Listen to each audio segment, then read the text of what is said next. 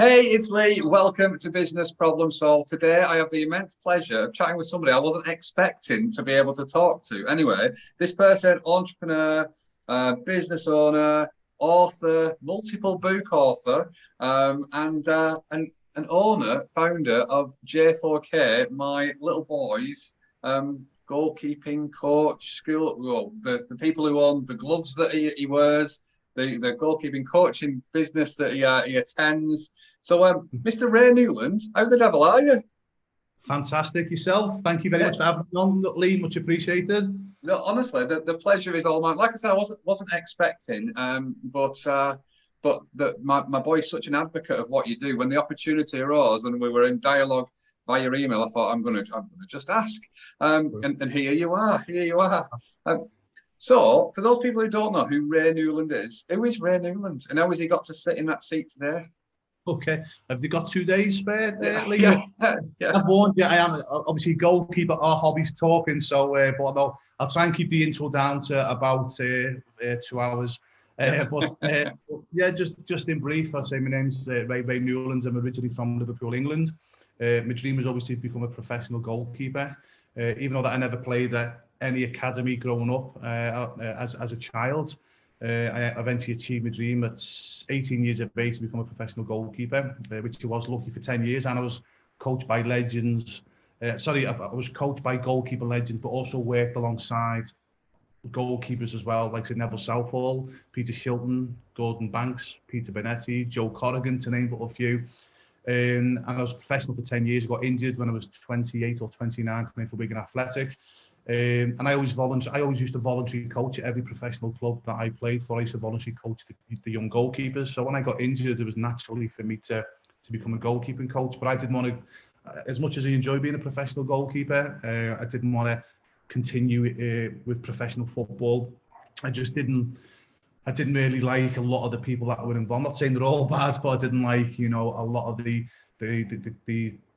ethos, basically the kiss in the backsides that you had to do to move up the ladder at the club. That's not my character to be like that. So I started Just for Keepers. I think it was in 1999 now. And basically my mission was to give young goalkeepers an opportunity that I never had growing up. And my mission statement has still not changed. And anyway, 22 years later, I'm still running Just for Keepers. At its peak, we were in 37 countries across 5 continents. Wow. We were coaching over 5,000 goalkeepers every single week, and I'm very honoured and proud to say, with the help of the J4K coaches all around the world, because it's like a franchise Just for Keepers. But it's not like a proper franchise. It's a lot more relaxed. But I'll say franchise because it's an easy way to explain how we expanded across the world. Yeah. And I say we're very proud to say that we felt more, Just for Keepers, we felt more goalkeepers achieve their dreams than any other similar organisation in history. COVID, like most businesses, sadly, obviously had a massive damage and impact on ourselves. So we're just sort of getting back to where we were. Probably takes us to the end of this year, Lee, to get back to where we were before COVID. But yeah, that's what we've been doing for 22 years with a lot of things in between. Yeah. Wow. How easy was it, or difficult was it to go from professional goalkeeping, which had been your passion and what you wanted to do, to then become this entrepreneur, this businessman? How was it an easy transition? How did you find it? I think, to be honest with you, for myself, Lee, it was more the fact that I had no choice, because when I got injured, I was broke, I was in debt. So I was like, when I played, unfortunately, there wasn't a lot of money in the game. And, most footballers actually finished like myself, literally within 2 or 3 months, they were, 2 or 3 paychecks away of losing the house. And that was the situation that I was in. So I had to end up getting a dead end job, to be honest with you, which wasn't fun. But I don't know to be honest with you, I can't answer this question, because there's just something inside of me. And I've always had it that, I always wanted better for myself and my family. Yeah. And even though that I'd lost my career, I was in a job that I absolutely hated. And I'll actually tell you a funny story in a minute. I think this changed my life. What happened, because it made me sort of rush that I need to obviously, be my own boss, because I was employed, and I knew that to have any chance of success. This is, whether it's right or wrong, I was thinking I've got to be my own boss. And so as soon as I started finishing football, long story short, I was in a company called Amway. Don't you remember Amway? Oh yes, yeah. Multi-level marketing. So I was one of these. When I first came out of football, I was in Amway, and obviously got a lot of bad press, and I can understand why I got a lot of bad press. One of the great things about Amway, Lee, it teaches you the importance of having continued education, and it teaches you that the fact that most adults, and I was one of them, when you leave school, they never pick up a book ever again. They think that that's it. I've been to school, I don't have to learn anymore. So the beauty about Amway, or the people that were involved, my upline, they were always saying about continued education. So literally, I was, in a dead-end job, but I was literally eating self-help books. I was literally buying, remember the cassettes? I don't remember the old cassettes with the Walkman many years ago, and I used to buy like the self-help cassettes where you used to get like 6 cassettes, and I think it was like £180 for these 6 cassettes, which was like a week's wage for me. But I had about 12 of them. I just used to listen to them every second, and within 5 years of me obviously losing my career and being out of a job, I become financially free through property. Wow. But I had to do it, Lee. And, so it wasn't easy. It wasn't easy. I think I was working 42-hour days for about 3 or 4, well, for 5 years. But basically, I had no choice. I had a young family to support. I just knew that I had to have my own business for me to, because my character is as much as I'll do anything for anybody, Lee, I don't really like being told what to do. Maybe that's the goalkeeper in me. Yeah. And I knew that a job wasn't for me. I knew that I would end up sort of getting in trouble because I'd end up telling my boss where to go, which I did do actually. But yeah, so that's what when my career come to an end, I just thought that I had no choice. I had to do. But thankfully, there was this chip inside of me, and I don't know where it come from, Lee. That I just wanted better for myself and my family, and with all the help of the self-education, reading the books, listening to the audio programs, listening to my upline in Amway, and they were advising me, I just literally burned the midnight oil. And I actually was working that hard. I think after 4 years doing it, I was actually coaching goalkeepers. I think it's about 12 goalkeepers, and I actually collapsed with exhaustion while I was coaching 12 goalkeepers. But because I always joke, they thought I was messing about. So because I fell on the floor with exhaustion, then I had 12 young goalkeepers actually piling on, and they all jumped on me. Wow. And after 30 seconds, and I never moved, and they got off, and literally the parents had to come and pick me up and call an ambulance. But that's because I was working literally 9 to 5 and also running businesses, and I was probably getting 3 to 4 hours sleep a day for 3 to 4 years, whatever it was. Wow. When you started your journey, you mentioned about that you didn't go to a football club academy, and is it the same thing that got you into business and be successful at business was the same thing that got you to be a professional goalkeeper? Is it the same, or is it something different? 100%. It's the same, Lee, and I'll come on to obviously why I wrote the books as well, because the books is basically my all the success traits that I used to become a professional goalkeeper, which I didn't realize at the time. About visualizing. I mean, visualization for me is every person should learn the art of visualization. Now, it sounds super complicated because I remember when I first heard the word visualization, the first thing I thought, Lee, is, well, how do you spell that? That sounds super complicated, but it's basically just daydreaming on steroids. And I didn't realize as a youngster, I was visualizing becoming a professional goalkeeper, etc. And yeah, so literally, again, I don't know where this come from, Lee. My mum and my dad used to say to me, because I just come from just a rough council estate. Don't get me wrong, I had an amazing upbringing, even though it was a rough council estate. I absolutely loved it. It was called Norris Green. I always call it Nogsy Green, but absolutely loved it, Lee. But even my mum and dad used to say to me, where did you come from? And I always just joke and say, I believe the milkman was 6'4", because my dad was only 5'8". He was only tiny. So my dad, obviously, he was like an OAP. Then he used to look at me over his glasses. So my mum and dad said, where did you come from? So again, I don't know, Lee. I mean, I don't know if entrepreneurs are born with this entrepreneurial chip inside of them, and you just can't explain where it comes from. But yeah, for me, I was chasing my dream, becoming a professional goalkeeper. And that's why I wrote the books, because all the success traits that I used, you can put it into any day, every part of your life. So whether you want to be, a better human being, spiritually, personally, whether you want to take these skills into business, it's literally the same. I'll be honest with you, same success habits, and you can use it to implement in any part of your life. You just think, okay, right, I've used it to become a professional goalkeeper. I'm now going to use those same success habits to now, obviously to start a property business, to start just for keepers, to start obviously like J4K, which is the apparel side of what we do. It's just literally just these principles that you can take and you can move it into each section of your life, whether it's personal, spiritual, or whether it's to get a new job, a better job, start a business, expand your business. So hopefully I answered that question. Yeah, no, you did. What are those success traits, Ray? Do you know what? I should know them all off the top of my head, but the first one for me is definitely visualization. I think if you can learn to, one of the best stories that I heard, Lee, was again, this is when I was listening to my audio tapes, and I always get mixed up with this, so you might put me right here. I always get mixed up with the golfer and the actor. So there's a famous golfer called, is it Jack Nicholls or Jack Nicholson? I know one's a golfer and one's an actor.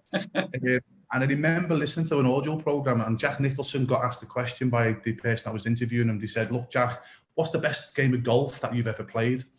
And he said, "Every game of golf I play on the airplane going to the next golf tournament."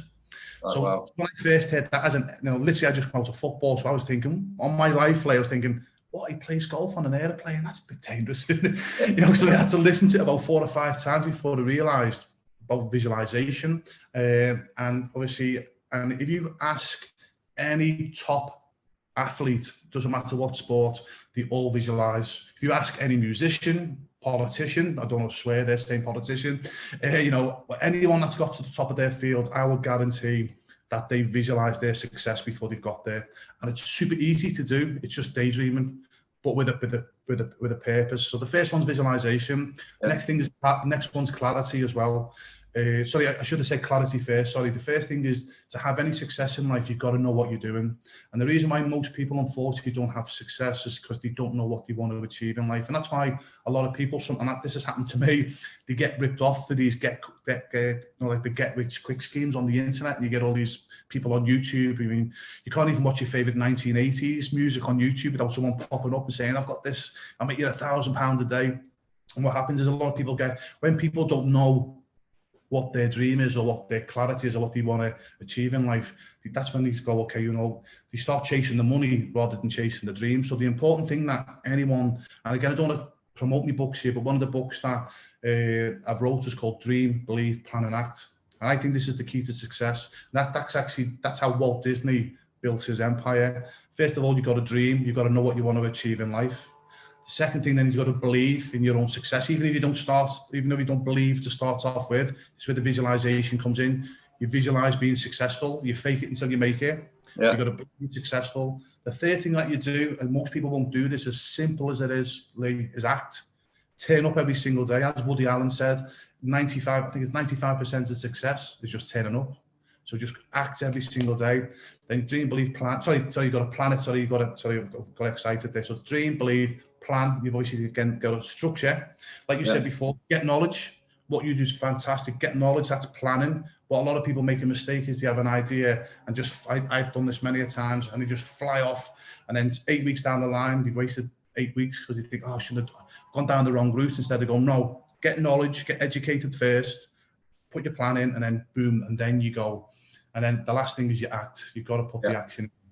So myself is like, to answer your question again, hopefully I've not waffled on too much here. It's like dream, believe, plan and act. And Walt Disney said that. So for me, how I looked at it, if it was good enough for Walt Disney, it was good enough for me. And then obviously the other success trait, like I say, is visualization, the art of goal setting as well. Just by writing the goals down and looking at your goals every single day is super, super important. And again, a lot of people think goal setting is super, that they think it's hard.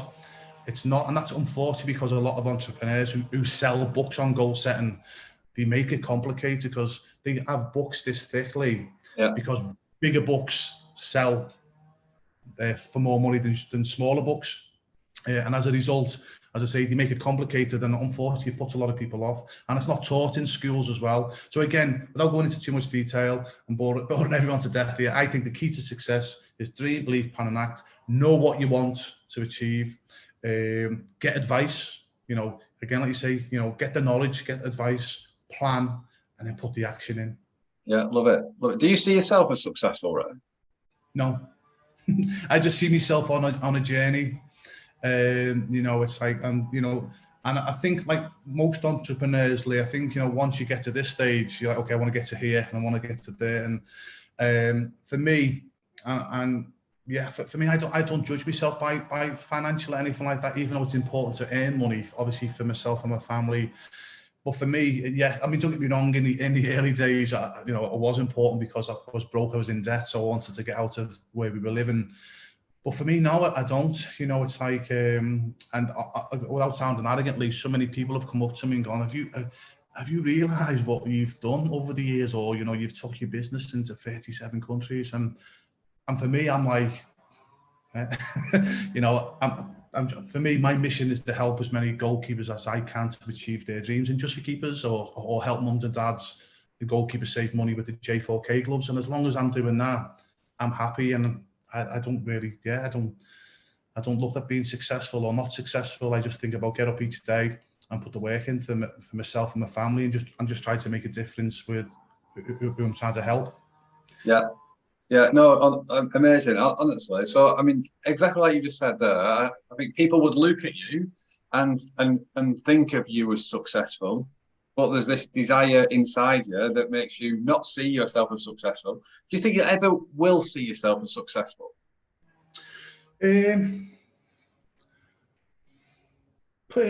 Maybe when I retire and I look back and go, okay, wow, I have achieved this. And again, hopefully this doesn't come across as arrogantly, because it's not meant to, but there's no other goalkeeping coach in history has done what I've done in terms of taking the concept around the world.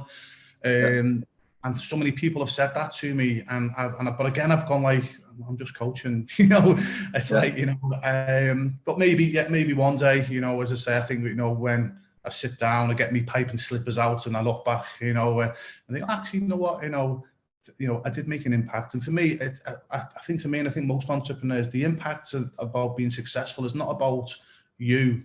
It's about what have you done to help other people? Have you made an impact? Have you made other people's lives a bit better? And that's how I would judge my success. Did I help other people to become successful? Yeah, you're in 37 different countries. Training and supporting younger goalkeepers to develop, and so you've got an army of goalkeeper coaches. How easy or difficult is it to maintain the J4K brand across the 37 countries, so to make sure the experience that the youngsters get is similar, irrelevant of the country? Is that been a challenge, or is that easy? Very difficult, Lee. Because I try to trust the goalkeeping coaches that I put in, and obviously when I interview the goalkeeping coaches, and again like this on Zoom, a lot of the coaches will tell me what they want to hear, what they want me to hear. So I've got a method to try and put like decent coaches in. So obviously for me, it's not about being, even though qualifications is important. For me, it's more important that the goalkeeper has actually played in goal, because they've got empathy with their students. I would rather put a goalkeeping coach in just for keepers who's not got any qualifications, but they've played in goal for 5, 10, 15, 20 years, rather than putting a goalkeeping coach in who goes and gets the top qualification but has never played in goal. I'd actually rather take that person away. Because straight away, is that if I'm putting a goalkeeping coach in, Lee, that has played in goal for 5, 10, 15, 20 years, straight away, they've got empathy with their students. And that's the most important thing that you need as a coach. You've got to feel what your students are going through. I always try and find a parent as well, because with a parent, you've got that parental experience as well. And I'd say touch wood, it's been good. I've been quite fortunate, but I'll be honest with you, Lee, there has been times where you get goalkeeping coaches who, let's say, they don't want to do it. They've not got the same ethos as just for keepers, but those guys, we normally find out pretty fast, and I just get rid of them, just not interested in them. And I just say, listen, look, you know what, just go away. I say this, I'm more polite, but I basically say, listen, you're not for just for keepers, just go and do your own thing.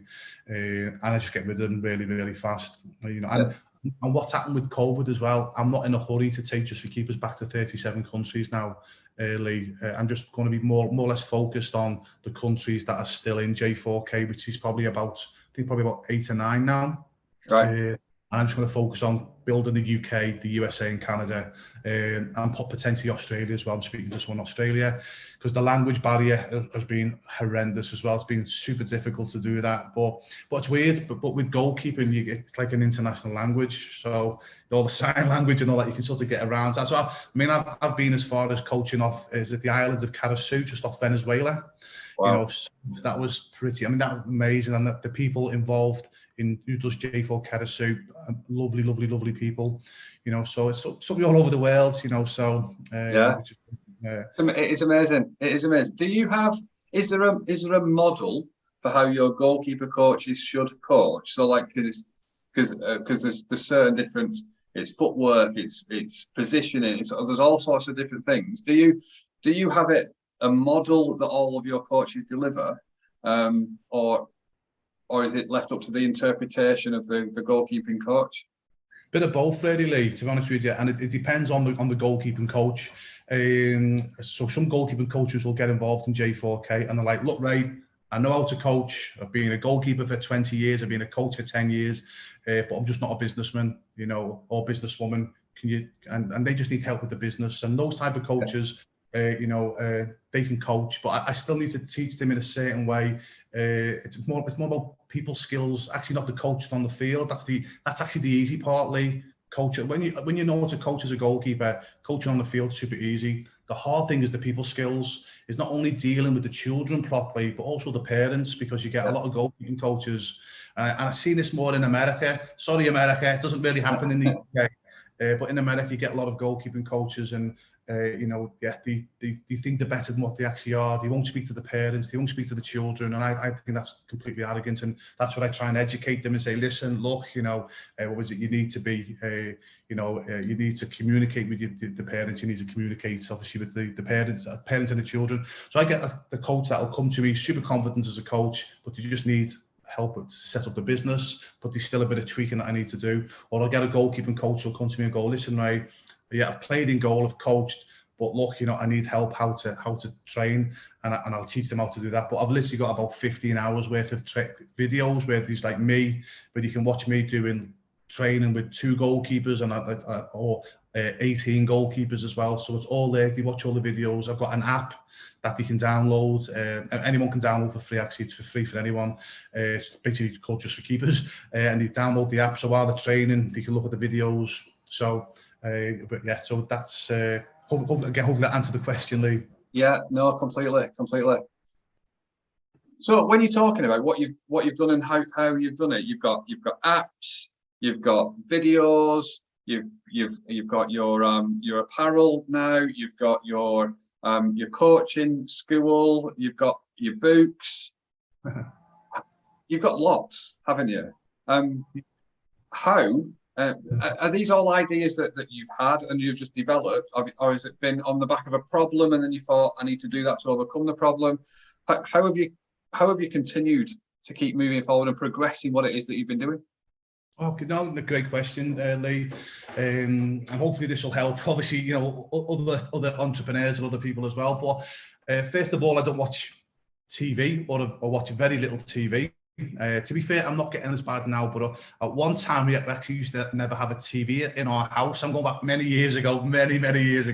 But our family used to come in and go, "What? I promise you," the family like, "What? No TV?" Ray's gone weird. So I thought, I better bring the TV back in. Now, obviously, that is very extreme, but this is like 20 when I first went to football, and I knew that I was in dire straits. I thought, I don't want anything to take my focus away. So seriously, I never had a TV, only for about 3 months, but I got a bit too much stick from the family. But also as well, I'll mention the books first of all. The reason why I wrote the books is because, I'll be honest with you, I was doing a lot of traveling at the time throughout the United States or all over the world, and I was I can't sleep on an airplane. I'm not frightened of I'm not frightened of flying, etc. I think I'm just frightened of missing the buffet cart. Like, to be honest with you, like I heard it like, okay, here's the buffet cart. So basically, yeah, because I can't sleep and I don't like what I say. I can't sit and watch a movie. So I thought, you know, actually, I had all these ideas about writing books because I was reading books. And again, going back to what you were saying there, for me, this is like sort of solving a problem. Because when I used to read the books of an author, again, you might have done this yourself, Lee, when they're trying to make a point, they're like, it's like 20, 30, 40, 50 pages. You're like, just make your point, just make your point, will you? You know what I mean? So I thought, right, so a lot of the books that I wrote was literally one success rate. So like, so if somebody wanted to how to handle fear, basically they buy the book. It's called Next Shot Matters, and it's all about me being a goalkeeper and how I transferred the skills from not being scared as a goalkeeper into business and into life. And literally you can read that in probably 60 minutes. So go straight into, if you're struggling with fear, buy this book. You can read it in one sitting, and then you can read it again the following day. And it's like an action point where you can go, right, I said I do this, this, and this, and basically then so someone's getting that answer pretty fast. They're not having to read like a 500-page book. So to answer that question, I got frustrated reading other authors and they were just going on too long. And again, so there's that. And I always planned to do like personal coaching, you know, and don't get me wrong, I've done a lot of it over the years, helping people personally in business, etc. But I've never done it as a business, Lee, because I've been too big it's just for keepers in J4K, and it's something that I really want to go into, and I'm sure I will eventually go into my books and me coaching and me mentoring people, you know. But as I said, at the moment, we're just too busy with just for keepers. And also, where you say about like all the like the products, etc. The reason why I've probably developed a lot of like products and the gloves, etc., is because I've been asked. You know, it's like you know, for example, the goalkeeping gloves. I had no intention of bringing out the goalkeeping gloves, but the mums and dads used to say to me, so these are like the parents that I used to physically coach the children week in, week out. This is when I lived in Liverpool. Yeah. And they would come to me and say, "Hey, where can we go?" Because they were getting like the big branded goalkeeping gloves and getting ripped off. So they're saying, "Hey, where can we go for a decent pair of goalkeeping gloves that are at a fair price?" And I went, "I don't know. I'm in the same boat as you. I'm paying through my nose for these goalkeeping gloves." And anyway, because I got asked that many times, and my wife always used to be at the majority of the sessions, she kept saying, "Do your own gloves, right?" And I was like, "No, I can't be bothered. You know what I mean? I'm too busy." So in the end, because I got asked that many times, I thought, okay, I'll do it. And I actually only brought out the J4K gloves, Lee, just to supply it to my students to shut them up, and the mums and dads to shut them up. But what happened is because I think you might have already had some of the gloves, but they're like top specifications. So for example, if it was in another brand, so let's say a pair of gloves with J4K is £30, in another brand for the exact same glove, you could be paying 80, 90, £100. And what's happened is a lot of mums and dads and goalkeepers have got onto the fact that, hold on a minute, I go to J4K, get 2 or 3 pairs of gloves for the same price as these so-called big brands. And as a result, we actually now sell more goalkeeping gloves to non-J4K students. And that's something that I never, ever planned on, to be honest with you, Lee. But again, we got asked to. So I've got a lot of things going on, but it's exactly what you said. It's either because it was a problem that I thought, I need to solve that, or I'll be honest with you, I got asked to do it. And the reason and how I fitted it in is I'll be honest with you, I've got no problem working 20-hour days if need be. Yeah, wow, no, amazing. So I guess just take the gloves for example. So it's quite a stretch from parents saying, "Ray, where do we get some gloves?" to then you having, "Here you go, here's some gloves." That's quite I think you've played that role down a little bit. I mean, because you've got to design the gloves, you've got to and find the supplies. How easy was that, or is it just relentless work that's got you to this place? You know what? Looking back in hindsight, I still have no idea how I've done it. Like, to be honest with you, now it's actually quite a lot. It's super easy now. It's a lot easier. But back then, obviously, there wasn't any social media. There wasn't like the WhatsApp. There wasn't like the technology where you could like do a drawing and send it off to your supplier. I generally can't remember how I first contacted, because it must be 10 years ago now, how I first contacted suppliers. I think I think I might be wrong here, but this would have been part. Actually, you know what? This would have been part of the process, because at the time I was actually going to I forgot what it's called now. It's a government organisation that helps businesses take the business to other countries, and you can get funding for it. Right, International, like the international trade or something. Yeah. So they were helping me expand just for keepers. And what happened is I told them about the goalkeeping gloves. And what happened is I got help there, and we actually reached out to supply what they're called now. So it was the equivalent of this company, but in the country where they manufacture goalkeeping gloves. Right, amazing. So we out, and it cost me £500 to reach out to these guys, and they sent whatever they did, and then I actually got emails from a few suppliers. And to be honest with you, the first 3 or 4 years later, I got ripped off because what a lot of people don't realise when you're dealing for goalkeeping gloves, actually with any products, what happens is now in the country where I get my goalkeeping gloves from, the supplier, the warehouse, there's only about 5 companies that have got their own warehouse, but there's about 2,000 glove suppliers online. But all they are is basically just a middleman, and they create a fancy looking website. And they send messages out to Facebook to everyone saying that, and they'll say we've got our own goalkeeping glove company, we're a goalkeeping glove manufacturer, but they're not. They're just someone sitting in the bedroom. Wow. Even some of them what some of them do as well. I mean, it's funny, but it's not funny at the same time, because I've been conned by these guys many years ago. They actually get like a big sign made up like Lee's goalkeeping gloves, and they'll just go and put it above a door, and they'll get a photograph above a warehouse door. Sorry, they'll have a photograph of that, like Lee's goalkeeping gloves, and so people on Facebook go, "Wow, Lee's got his own goalkeeping glove warehouse." He's just all you got is a website and a sign. And what happens, and this happened to me. So you think, wow, I'm dealing with a warehouse here. You're just dealing with someone who's sitting in a bedroom, and you send the money to them, and you never see them again. Yeah. Because you've got to send 50% first. So if you order, £20,000 worth of goalkeeping gloves, you've got to give them 10,000. So you're sending £10,000 to a stranger. And if you look on Facebook, there's so many people now say, don't go to this glove company. They just stole X amount of money off me. But they're not bothered, because they'll just close the website down, open up another one, and do it again.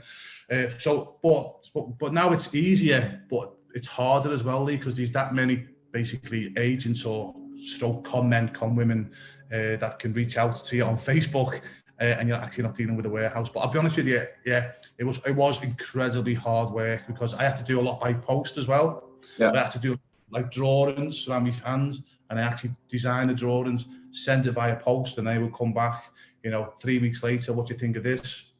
And then obviously email got a bit better, and we started doing it via email. But it took me probably 5 to 6 years to first of all find the right supplier, and then sort of get into the momentum of obviously taking it to the levels where it is now. If you could, thank you for that, Ray. If you could have chosen a 20-year football career or a 20-year successful business career, which would you have chosen? Business all day long.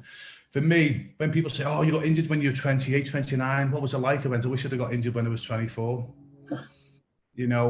Because for me, I think I become a professional goalkeeper because in Liverpool, that's what everyone speaks about. You either play for Liverpool or Everton. I grew up supporting Liverpool. I ended up, all my family supports Liverpool. I ended up playing for Everton for 2 years. My family still don't speak to me, Lee. I think I was sort of dragged along with like my dad's passion for football, my friend's passion for football. And I actually think that, so when I played professional football, Lee, I actually never used to, I don't watch football. Even when I played professionally, I never used to watch football. It was boring to me. Playing it and training, loved it. Yeah. So performing, fantastic, loved it. But for me, and I think that this sort of what held me back, is like, as much as it was my dream to become a professional goalkeeper, I think I was pulled along by everyone else as the city. And obviously I had ability to become a professional goalkeeper. But to me, looking back in hindsight, business all day long, as I say. Don't get me wrong, I'm appreciative that I had 10 years as a professional goalkeeper. But for me, the best thing that happened to me, Lee, was getting injured 28, 29. Because if I would have went on till I was 40, like most of the goalkeepers, I would have ended up broke at 40, Yeah. you know, broken in debt at 40. Like, unfortunately, most of my friends, my goalkeeping friends did at that age. But at least at 28, I had all the energy, you know, of a 28-year-old to get the business started. Yeah, no, amazing. And what's your dream, Ray? My dream is to, you know, these are a few, to be honest with you, Lee. The first one, actually, to go away from goalkeeping and sort of to be selfish, is to be like the Tony Robbins of the UK, minus all the hype, you know, minus all the shouting and all that.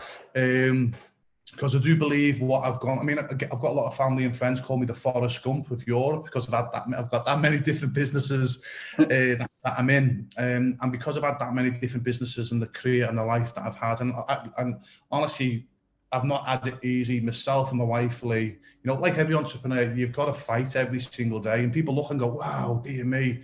But they don't realise every single day we're having massive problems, you know, and normally, sadly, it's from other people who want a piece of what you've got, but they've not put the effort in to get what you've got, and they think, okay, they want a shortcut to success. So you've got to have to deal with multiple idiots most days, unfortunately. And again, as an entrepreneur, you'll probably know what I'm talking about there. So for me, what I've gone through, I honestly believe that I can help people with whether it's the personal life, the business life. So I'm talking about mentoring and coaching within the books. Yep. So for me, if I was to say, right, you know, when I get to 65, these two things that I'd want to achieve. One, to look back and go, you know what, all the experiences and the books that I've written, I've actually put that into like a mentoring and coaching to help people change their lives, whether personally, mentally or spiritually. And the second one as well is to hand over Just for Keepers, because I never want to sell Just for Keepers, Lee. I always said I will do it until I'm 55, and now it looks like I've got 15 years left. I've only got 4 years left. I'm 51 next week. Yeah. So I always said I'll do Just for Keepers to 55. So for me, I want to put it, keep going until I'm 55, and then hand it over to someone worthy who's going to take it to the next levels, and then be able to look back and go, you know what?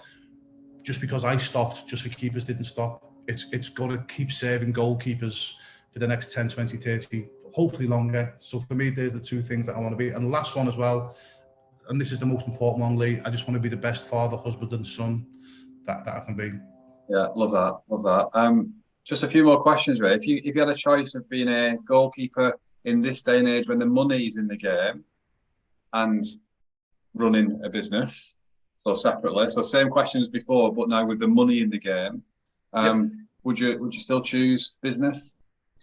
That's an amazing question, Lee. I would probably actually go for playing now, because reason being, yeah, obviously the money's fantastic, and then, you know, if you've got money, you know, obviously that takes the pressure off yourself and obviously earning for your family, etc. But for me as well, it's the way the game has moved on in terms of like not just the coaching, not the coaching, because actually the coaching of a goalkeeper or the coaching of a team has not. It obviously has improved. That's the wrong thing to say, but it's not improved that much. What has improved is the facilities, the equipment that you wear, but also as well the way players are treated. When I played, the players were treated terribly, you know. But also as well, there's the support there for the players as well, where you got like the sports scientists, you've got your physios.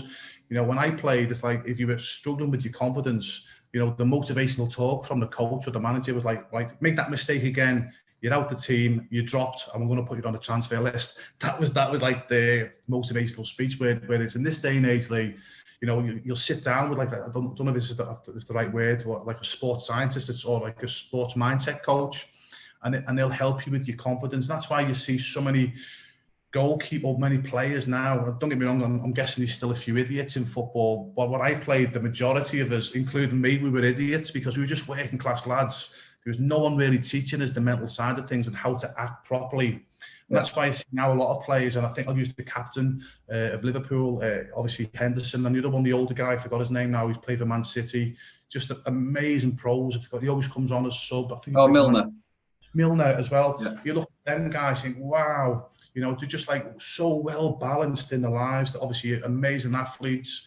They're obviously fantastic, obviously football players. But you can see that up here, they've got that right. But if they'd have played, honestly, 15, 20 years ago, I mean, I might be wrong, so if they're listening, I apologise. They probably wouldn't be where they are now because because now they've got a team around them teaching them how to act properly, how to eat properly, you know, to build the confidence up, etc. So for me, I'd want to be part of football now because of what it makes you as a human being. Yeah, amazing answer. Amazing answer. You mentioned before about being the best father that you can be. If I was to ask your kids, what 3 words would they use to describe you? What do you think they'd choose? 3 words to describe you. You know what? I'm trying to think what they always say to me.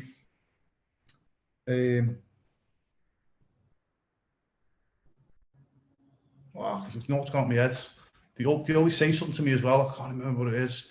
But I'd like them to be thinking, obviously, caring, yeah, loving. And I know this is probably going to be more than 1 word here. Caring, loving. Really tough question, this, Lee. Amazing question. Yeah, caring, loving. Probably 2. Yeah. Caring and loving. There's something else as well. Probably fuss pot as well. Because I always like onto them, you know what I mean? Like, you know, even like little things with my youngest daughter, she's 14. Like she's in the Sea Cadets, and I always like if she doesn't make a bed at the morning time, I walk into the bedroom. She goes, "I know, Dad, start the day on a win." Because I would say, "Start with make your bed." Make your bed. You're in the Sea Cadets, you know. If you get into the Navy, they won't allow that. Make your bed. Just start your day on a win. That is like, you know. And she'll go, "Dad, I just got up from in there. I'll start my day on a win." Yeah. So I probably do. I over fuss on my kids. Yeah, love it. Last final few questions. And the first one just escaped me. It was. Oh yeah. Are any of your children going to be goalkeepers?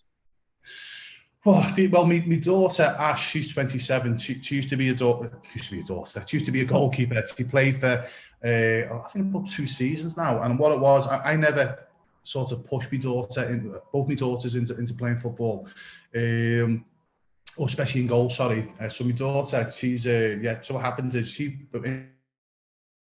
teachers found out I was a professional ex-professional goalkeeper. My daughter she got thrown into goal. She actually wasn't too bad. I used to go and watch it, and obviously I had to stay at the side. And you know, again, she wouldn't let me coach her. You know what I mean? I got thousands of kids hang on to every word. Well, not, you know, obviously when they listen to me, but my young daughter was like, "Listen, sweetheart, you know, you need to do this. What do you know, Dad?" And I said, "Excuse me, I coach hundreds of goalkeepers. You know what I mean? Well, no, it's crazy that, you know, you're hundreds of thousands of kids listen to what I've said over the years, but my own kids are like, 'What do you know, Dad?'"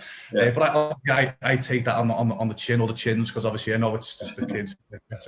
Anyway, but great story about my daughter early. Working for J4K since she's left school, so she actually runs the warehouse, all the goalkeeping side of things. And oh wow. So because she's trained with Just for Keepers when she was probably she used to come to Just for Keepers as well. When she was like, well, in primary school, so it was like probably 9 or 10. But she started working for me when she left school, when she was like 17, 18 years of age. She's 27 next month, so she'll be coming up for 10 years. So that's a great success story. So she's amazing. Like really passionate about J4K. So she basically runs the warehouse. And then the 14-year-old, she's never been interested in football. When we lived in America, because she's like super tall, even when she was 10 years of age, honestly, she's like massive.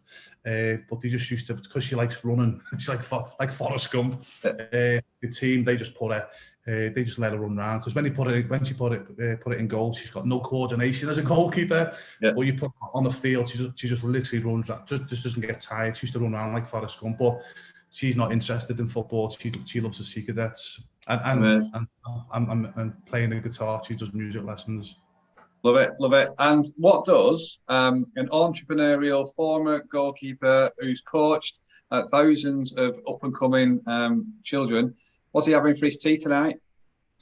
Yeah, I try to have, I always say to my wife, 80% vegetables, 90%, 20% chicken, because I'm trying to become vegetarian.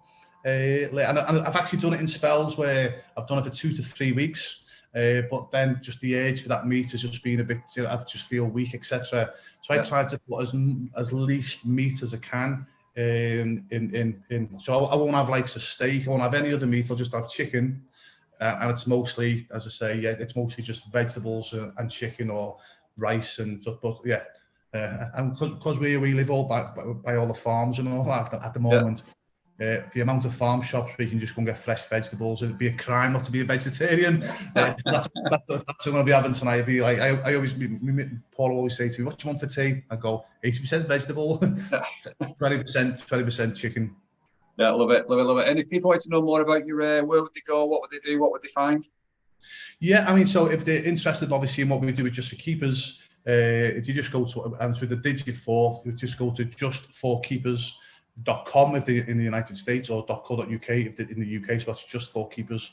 If they're interested to find out about my books and all that, and when they eventually become the Tony Robbins of the UK, and when I eventually start pushing, obviously, that side of things, that's basically raynewland.com.